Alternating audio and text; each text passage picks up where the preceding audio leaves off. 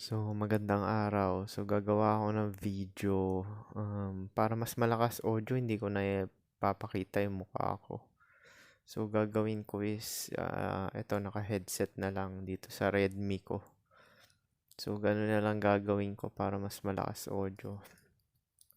So, um, maganda siguro topic is, ima-maximize mo yung genetic potential mo.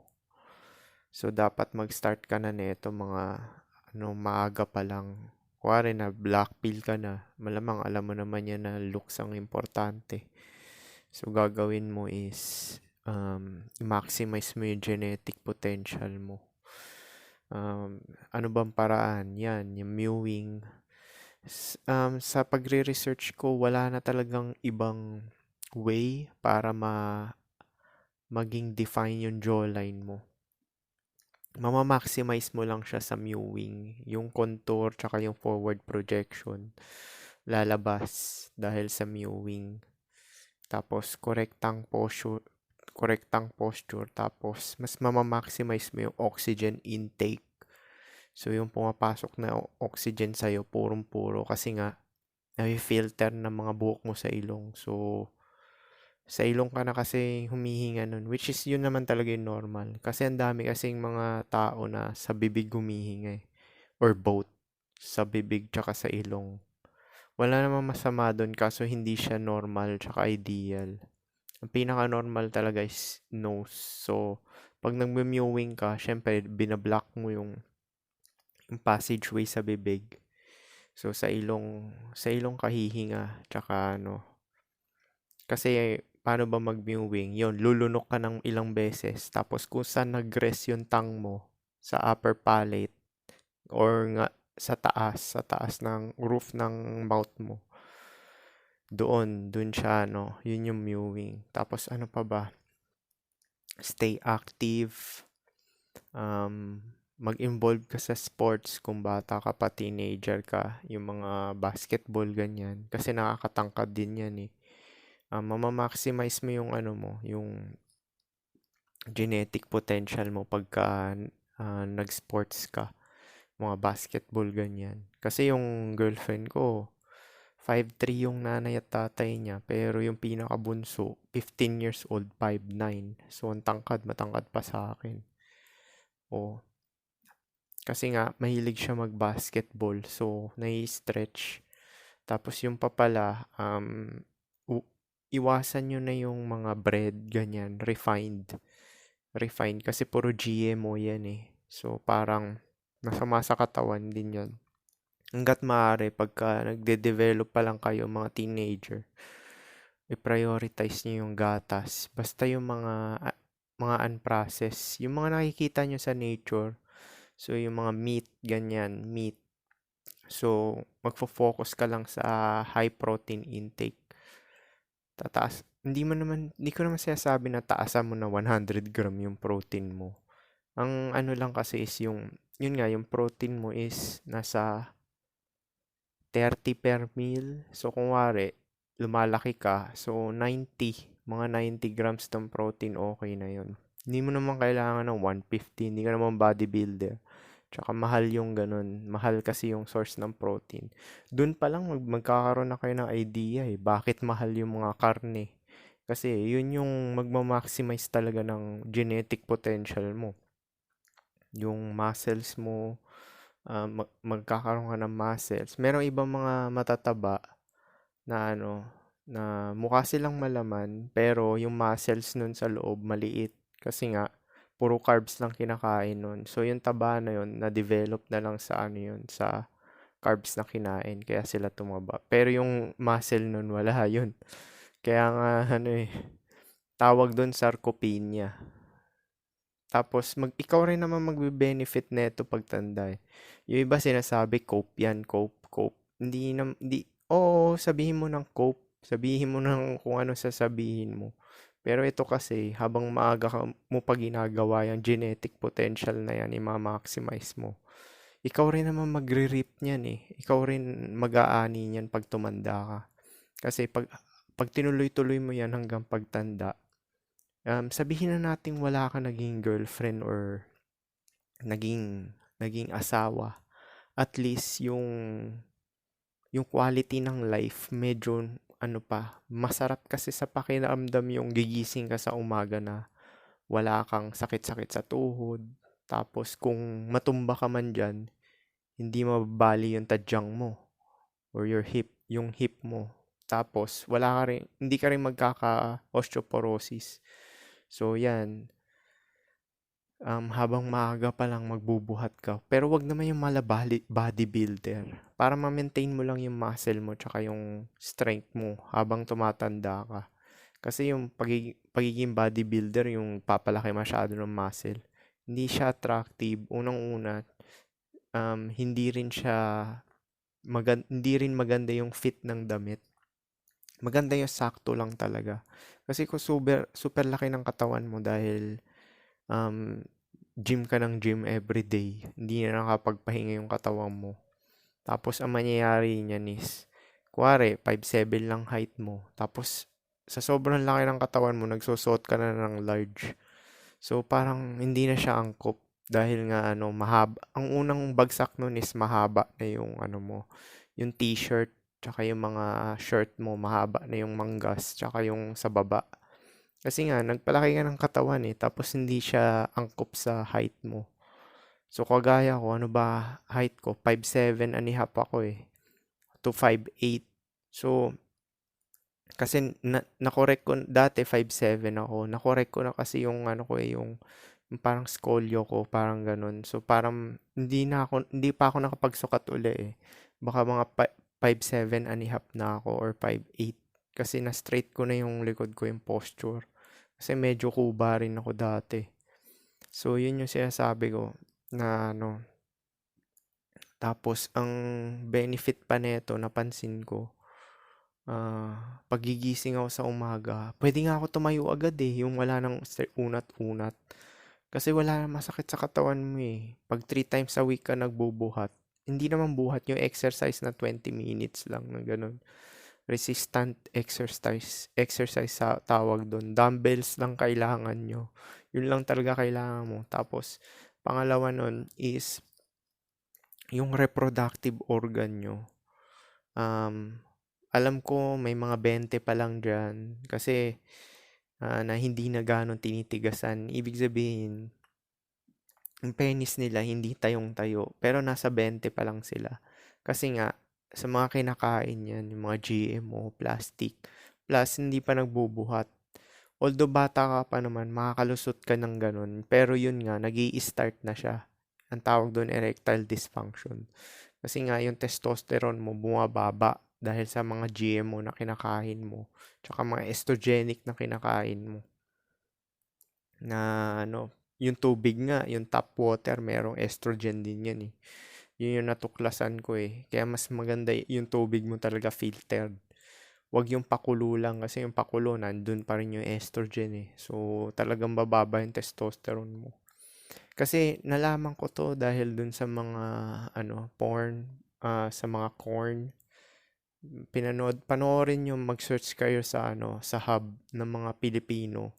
Hindi talaga sila tayong-tayo. Yung mga lalaki doon parang malalambot. Tapos pagka tinatrust nila doon sa babae, natutupi. Parang ganun. Pilipino to Yun yung sinasabi ko sa inyo pagka hindi kayo nagbubuhat or wala kayong exercise or kahit man sports lang man, mababa talaga yung nyo. Tsaka yung protein nyo, yun nga, ang, ang maganda talaga is mag-focus kayo dun sa protein kasi yan yung building blocks. Kahit yung buto may protina yan, yung gitna. Diba yung bone marrow? So, malamang para humaba din yung buto mo, combination yan ng calcium, phosphorus, tsaka protein. So, talagang protein talaga yung pinaka-building blocks talaga ng buhok, yan. Mga napapanot, kulang din yan sa protina. Merong factors din yun. Dahil puro carbs lang ng carbs, kaya napapanot. So, yun. Kailangan talaga i-maximize nyo na yung genetic potential nyo. Wag naman kayo yung parang bodybuilder. Sinasabi ko lang is yung buhay nyo maging quality lang man. As in yung may enjoy mo yung buhay mo. Alam ko na naman, meron na naman magsasabi diyan, "Oh, black pill ka, nagse-sell ka ng hopes." Ang inaano ko kasi dito is quality ng life, hindi yung um, mag-focus ka masyado dun sa parang pag-a-attract ng babae. Kasi ano naman yan eh, yung pag-a-attract ng babae is hindi siya, anong tawag dito, gusto ka niya na talaga dahil sa itsura mo. Alam mo naman na to dahil black pill ka na nga eh. Dahil kung wala ka na magagawa kung gusto ka or hindi nung babae. So, talagang maging selfish ka na nga lang talaga para quality yung buhay mo. Tapos less effort ka na lang kasi nga, alam mo na yung black pill eh dahil alam mo yung babae, gusto lang ng mga babae may itsura. Bukod pa dun, may itsura na gusto nila. Gusto pa nila yung may pera, mapera. Tapos i-entertain pa sila, igala-gala. Parang aso. So, maganda talaga is, yun, maximize nyo na lang yung genetic potential nyo. Tsaka, ganun din eh. Pag napansin nyo nagbubuhat kayo, medyo may muscle kayo, yung mga ibang lalaki rin, hindi kayo basta-basta bubulihin.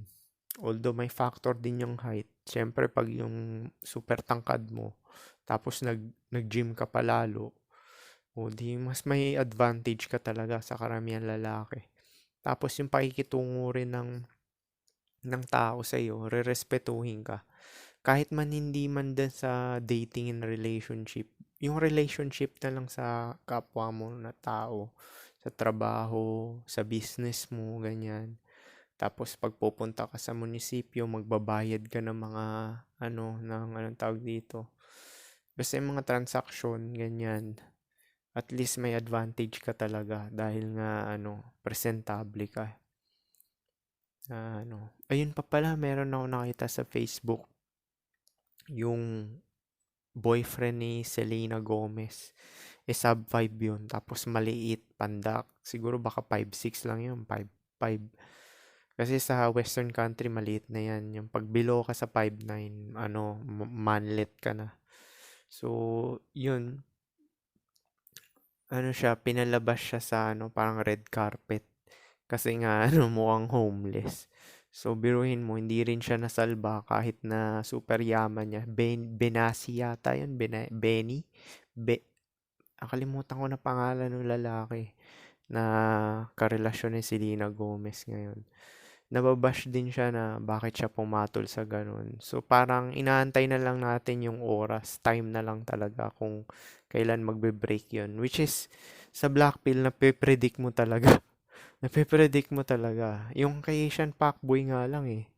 'Di ba? Mape-predict mo na hindi rin tatagal yun eh.